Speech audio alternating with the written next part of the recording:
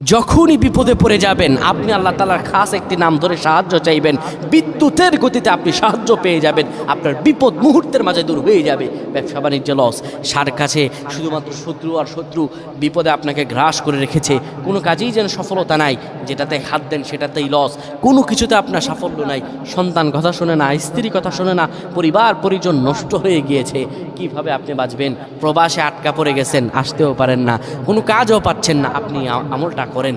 এটি আমার কথা নয়, বিশ্বনবী মুহাম্মদ রাসূলুল্লাহ সাল্লাল্লাহু আলাইহি ওয়াসাল্লামের প্রিয় সাহাবী হযরত যায়েদ রাদিয়াল্লাহু তাআলা আনহু, তিনি একবার মক্কা থেকে হিজরত করে যখন মদিনায় যাবেন, ঠিক সেই সময় বিপদে পড়ে যান। ওনাকে একটি লোক বিপদে আটকে ফেলে এবং ওনাকে হত্যা করার চেষ্টা করে। তখন তিনি আল্লাহ তাআলার এই খাস নামটি ধরে সাহায্য চেয়েছিলেন, আল্লাহ তাআলা তাকে বিপদ থেকে মুক্ত করেছেন। সুবহানাল্লাহ। সেই দোয়াটা কি?